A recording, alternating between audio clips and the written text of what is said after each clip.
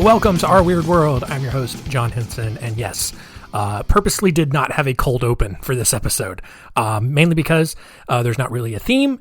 There's no, no fun way to kind of start the show on that note, basically because today's episode is just two completely different stories. Rather than have like a less than 10-minute episode for one story, I figured I would just combine a couple of these shorter stories into maybe about a 20-minute episode, maybe, closer, maybe 30 minutes, who knows? Depends on how many weird tangents I go off on. So yeah, that's kind of what we're doing for a couple of these episodes moving forward. Today, we are talking about Floyd Collins and Peter Woodcock. And again, completely unrelated, all right? Nothing about these two men are similar other than they were men, I guess. Floyd Collins, on one hand, he enjoyed exploring caves and stuff. And so you'll see why that made it into this show.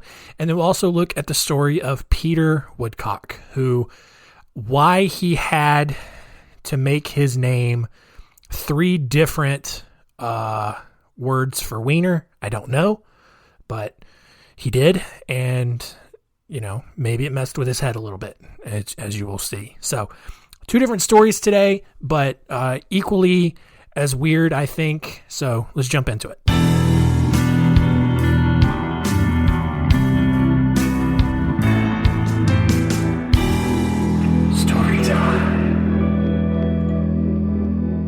So we'll start with the story of Floyd Collins, who was born on July 20th, 1887 in a rural part of the Kentucky Cave region, which is basically just a portion of Kentucky that sits on top of a massive cave system that I have no doubt will one day collapse on itself, forever altering the landscape at the surface. I mean, it may be hundreds of years from now, but this is the region where Mammoth Cave is. Mammoth Cave is the largest cave, I think, in the world.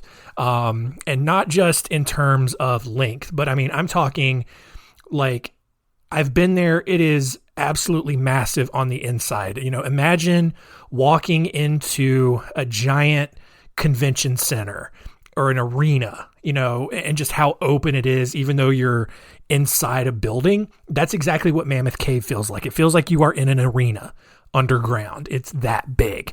And, like I said, also, just a super long cave system.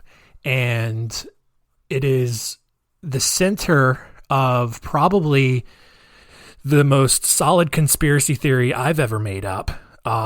In that, all right, so look, we may have an episode, a while in a long time about conspiracies, but look, I'm going to let you guys in on a little secret. All right. I figured it out. All right. I've cracked the code. It all makes sense. All right. Here's where it is. All right. Listen here. So, back before humans were the advanced civilization they are. All right. You had three different, alien species who were constantly at war with each other, all right? You had the gray aliens, which are kind of what you normally imagine aliens to be. They're gray. They're, basically they look like the alien on American Dad. I can't remember what his name is right now, but that's what a gray alien looks like. Gray body, big glassy eyes, weird shaped head, all that kind of stuff, all right? Then you had the reptilians, who were basically lizard people, all right, for lack of a better term, all right? Now, hear me out.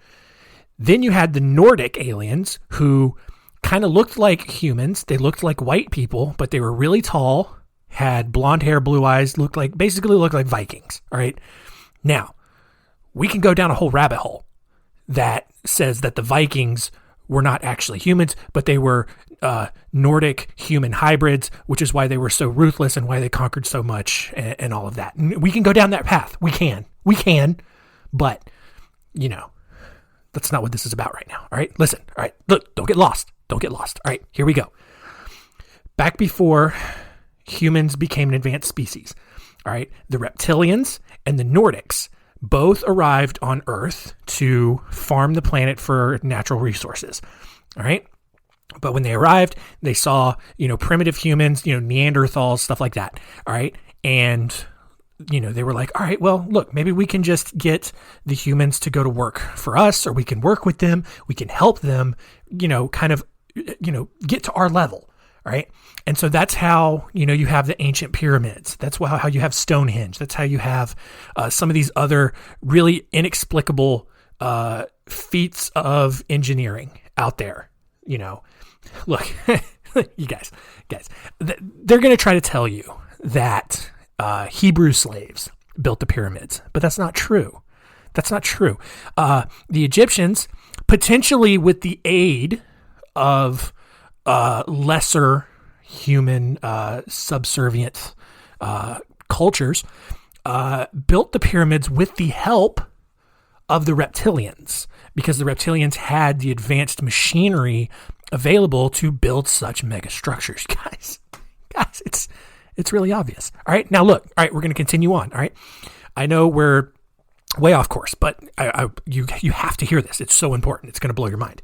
All right, so as time progressed, all right, the reptilians, the Nordics, they got along, but as humans began to get a little bit more self-aware, all right, the reptilians realized that they could not coexist with the humans, because the humans, they're easily startled and they're always fighting each other.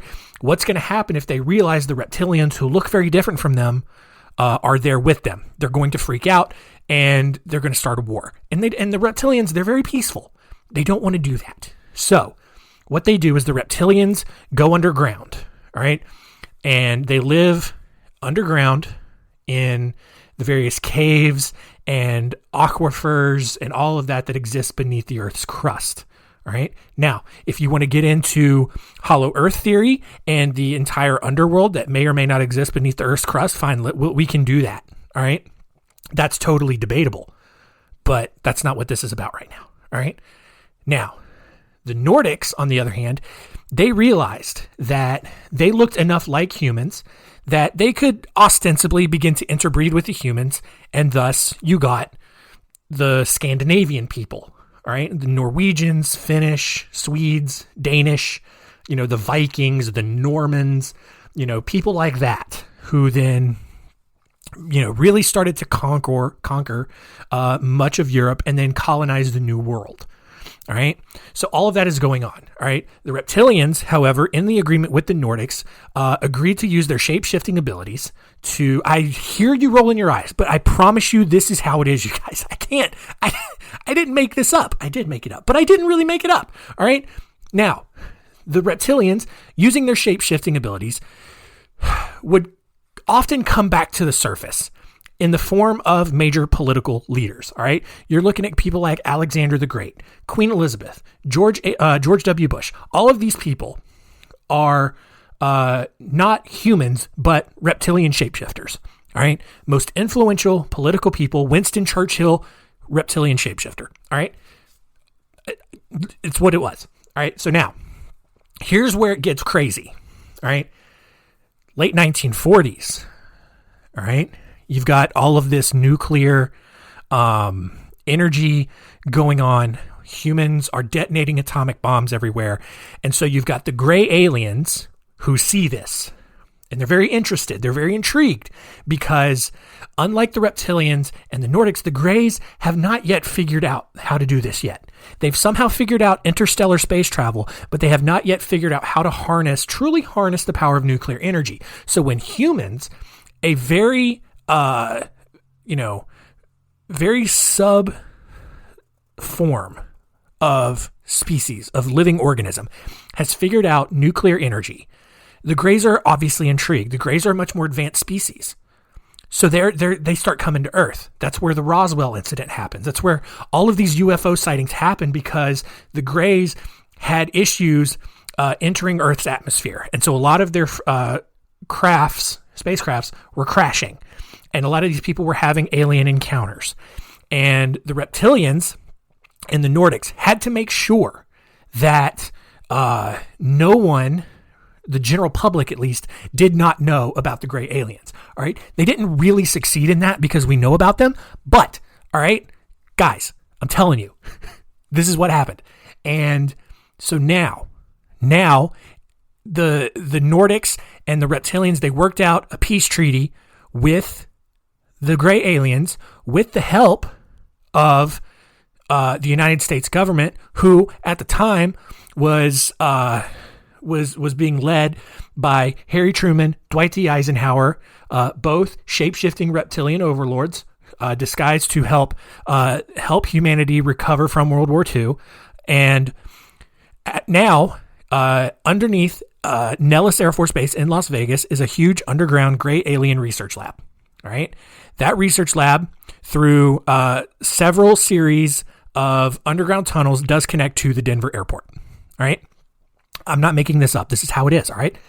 Now, through there, you also have, interdimensional, interstellar portals leading out of Skinwalker Ranch in Utah, and also just various portals in the desert because the dry, arid air does allow for interdimensional transportation. That is how spaceships leave and enter Earth. All right. Look. I know it sounds crazy, guys, but this is what it is. All right. Now, all right. We'll get to the story here in a second. I swear. This is where it all comes together. All right. Because the reptilians, a lot of people doubt that the reptilians influence the world's governments. All right. But here's the proof. All right. We're going to tie it all up and then we're going to get into the story. All right. Because I know I've spent like 10 minutes going through this, but I don't care. You guys need to know this. So, Mammoth Cave in Kentucky. Largest cave system in the world. All right. Over 600 miles long. All right. Guess what is roughly 600 miles from Mammoth Cave? Washington, D.C. I'm not making this up. You can go look it up yourself. All right. Also, at the far end of the Mammoth Cave system in Kentucky is Fort Knox. Guess what? Fort Knox is where America stores the majority of its gold reserves. And because of that, there is a cave system linking Fort Knox to Washington, D.C., where the reptilians can travel back and forth without human detection to keep an eye on the gold, to keep influencing the world's political governments. All right? That's all it is. Blew your mind right there. Anyway, back to our story. So, God, I just blacked out for a second. By the 1910s, the Kentucky area where Floyd Collins was living was in the middle of what they called the Cave Wars, which wasn't so much a formal war as it was just a bunch of impoverished farmers competing with each other for tourism dollars by promoting various cave tours on their properties. And if you've ever driven through this area, I mean, there are so many different caves. Crystal Cave, Diamond City Cave, Mammoth Cave, obviously, just a bunch of different caves in this area. And the Floyd Collins and his family owned Crystal Cave, but because it was so difficult to get to as compared to other caves in the area, Floyd started looking for a new entrance into the system that could be commercialized. Well, after making a deal with 3 area farmers to form a business partnership, if he found that new cave entrance, Floyd discovered Sand Cave. And he spent the next several weeks exploring and mapping the cave in preparation for opening the site to tourists. On January 30th, 1925, Floyd squeezed through a series of narrow passageways and found himself in a large open chamber, not unlike Mammoth Cave, but also just a huge part of this, obviously, this interconnected underground highway for the lizard people, you guys. Anyway, satisfied with his find, but running low on fuel for his lamp, Floyd started on his way back out of the cave. However, this is where things took a turn. He got stuck in one of the narrow passageways just 150 feet from the entrance. Even worse, he knocked his lamp over in the struggle, which then put out the rest of what little light he had. Even worse, a 16-pound rock fell from the cave and pinned his leg. So now he's really stuck. And even though he had the strength to move it, he still couldn't set himself free just because of how his body was positioned in the passageway. Well, the next day, Floyd's friends went searching for him and found him and sent crackers, some water, food, whatever, and another light. For the next week, Floyd waited while authorities put together a rescue plan. However, on February 4th, the cave passage collapsed in 2 different places, and the rescue team quickly determined that the cave was completely impassable at that point and began digging a shaft into the large chamber that Floyd had found. Over the next 2 weeks, rescuers drilled 55 feet down and bored a tunnel just above Floyd's location. As the crew worked, William Miller from the Courier-Journal in Louisville filed reports from the scene daily, even going down and interviewing Floyd as he lay trapped. Miller's reports were distributed nationwide, and the rescue became actually the 3rd biggest news event that didn't involve World War I at the time. The other 2 that were going on were with Charles Lindbergh, whether it was his transatlantic flight or the kidnapping of his son. So this is kind of why it gets kind of left out of history books, because at this time World War I is going on, and Charles Lindbergh is doing all kinds of stuff. It was also this was also one of the first major news events to be broadcast live on the radio. However, unfortunately, by the time rescuers reached Floyd's spot in the cave on February 17th, Floyd was already dead.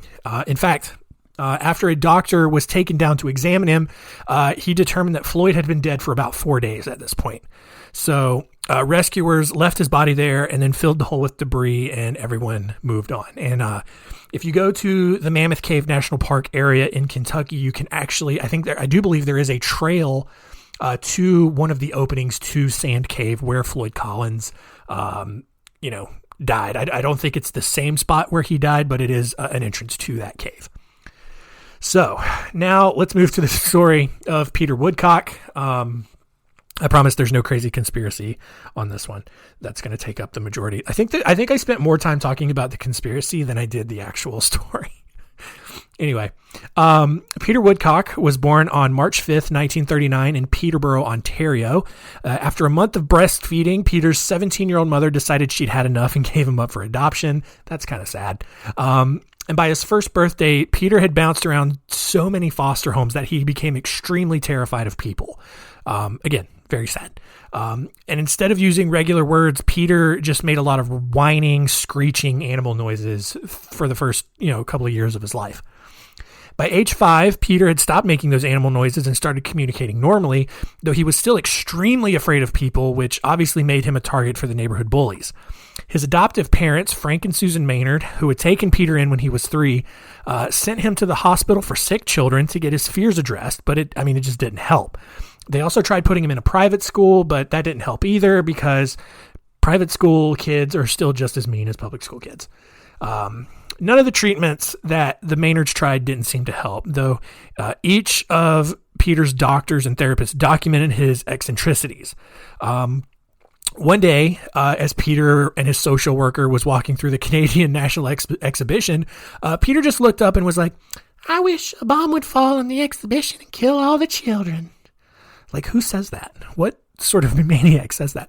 That statement was enough to get him sent to a school for emotionally disturbed children, where Peter finally felt comfortable enough to start acting on the many sexual urges that he had been feeling. After having sex at age 13 with a 12-year-old girl, Peter was kicked out of school and spent the rest of his school career bouncing around various schools. In his free time, Peter rode his bicycle all around the city, leading his imaginary Winchester Heights gang and sexually assaulting children. So Peter is extremely afraid of people, but also has a gang of imaginary friends that goes around and sexually assaults children at like age 13. It's weird.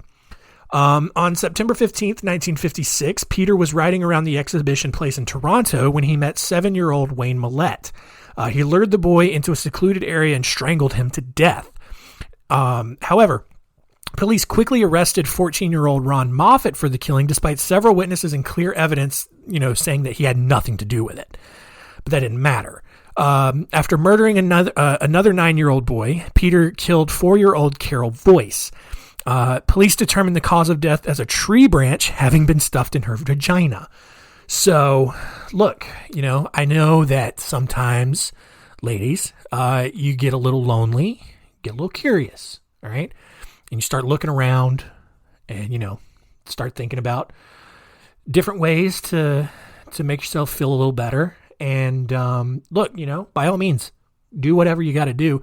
Just don't use a tree branch, okay? That's all I'm saying.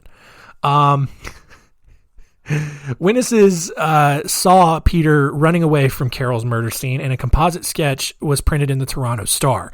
Peter was arrested 2 days later and confessed to all three murders, including Moffat, despite Moffat, who had been arrested for that first murder. Even though Peter confessed to it, he still wasn't released. Shockingly, Peter was actually found not guilty by reason of insanity, because Canada, and was instead sent to a maximum security ooh, boy, that's a word. Penetanguishene Mental Health Center. Penetanguishene, Canada. Come on. Once he was admitted, Peter was diagnosed as a psychopath, obviously, and underwent several treatments, including LSD and dyads, which were an early form of personality-breaking therapy that was also used on Ted Kaczynski, so you know it was super effective. Ted Kaczynski, future episode subject, if you're unfamiliar. So Peter was unsurprisingly not cooperative with this and spent most of the time engaging in sexual acts with other prisoners. And I mean, with a name like Peter Woodcock, of course he did. He formed another imaginary gang, the Brotherhood, and told inmates that they needed to engage in a little pituitary poke, if you know what I mean, in order to be initiated. Just look, if you don't know what that means, whatever, put it together.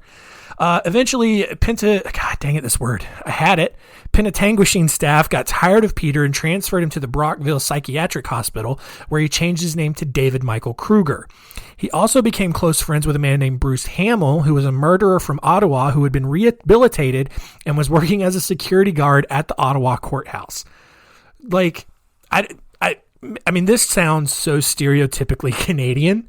Like, you have a convicted murderer, all right? But then he is quote unquote rehabilitated, so he's going to get a government job at the courthouse in the country's capital.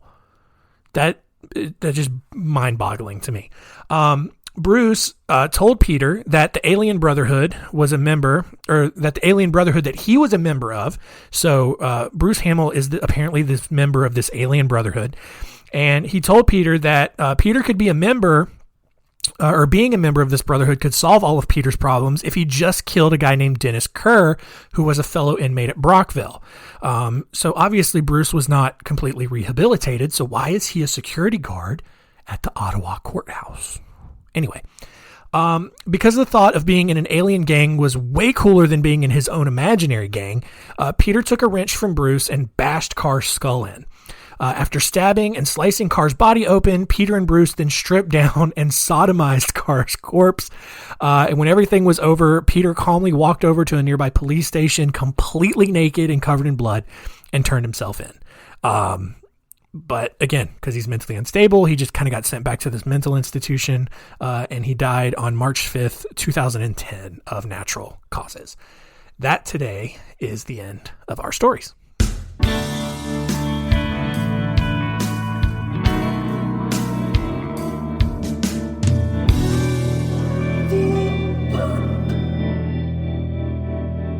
So yeah, hope you enjoyed that. Two just different stories to make a slightly longer episode. I guess without my giant rambling it's not rambling, it's a real, right? Not fake. But without that, I guess still would have been kind of a shorter episode, but hope you enjoyed it nonetheless. So let's wrap it up and see what we learned.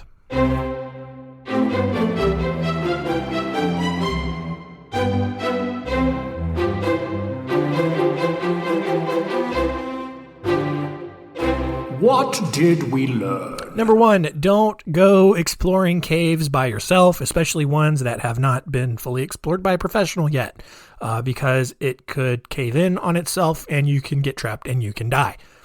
Number two, listen, if your name is synonymous with wiener in more than one way, get it changed. Go ahead and just get it changed. And then also, if you have an imaginary gang and your thought of fun is to go around and assault little children, specifically sexually, also get that checked out. And if someone does approach you saying that they are in an alien gang and that you can be a member, if you go kill someone, don't listen to that person either. And number 3, guys, man, I'm telling you, the reptilians and the Nordics, they're real, and they're helping the Greys figure out nuclear fission, and they're working in an underground lab underneath the Air Force Base in Las Vegas. That's why Area 51 is out there, because that's the Grey alien headquarters. And they don't want you to know this, but I figured it all out because I've made it all up in my brain, and I am the smart person.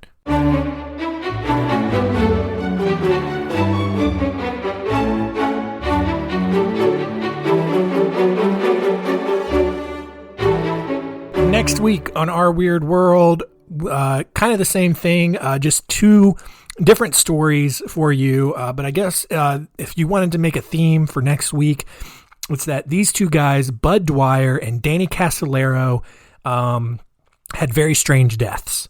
Very different deaths, but both very strange. And so we will cover those 2 guys next week. Thank you for listening. Keep telling all your friends, and keep it weird.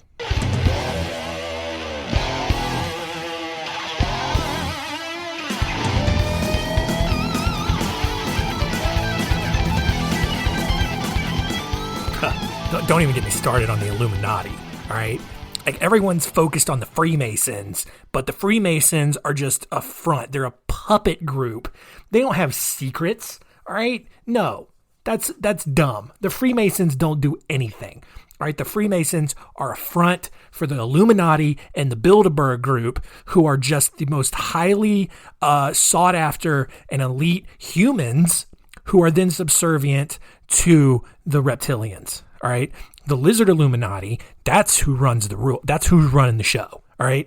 And the Bilderberg group, all right, those are just the hand-selected people that the Lizard Illuminati picks to then go out into the world to influence everything. All right, man, people, you guys just, all you sheeple out there, you guys just don't get it, man.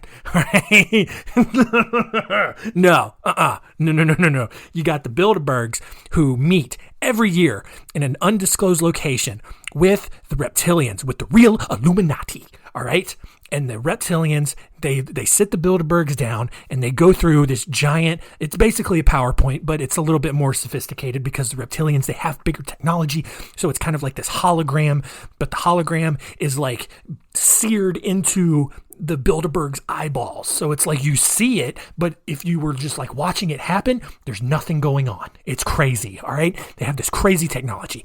And I'm telling you, They just sit down in this meeting and they go over everything that needs to happen. All right. These are the platforms. This is the talking points. All right. This is everything that needs to happen this year. This is how this government is going to do things. You guys are going to do this. It's all staged. It's all a show. All right. We're all puppets in this. All right. Because humans, for what it's worth, we're not as smart as we think we are. We think we got it all figured out. We think we're all self-aware. No. No, we're all puppets, man. We're all puppets in the Lizard Illuminati's game. All right. They only let us know what they want us to know. There's so much going on underneath the surface. You guys, you just don't understand.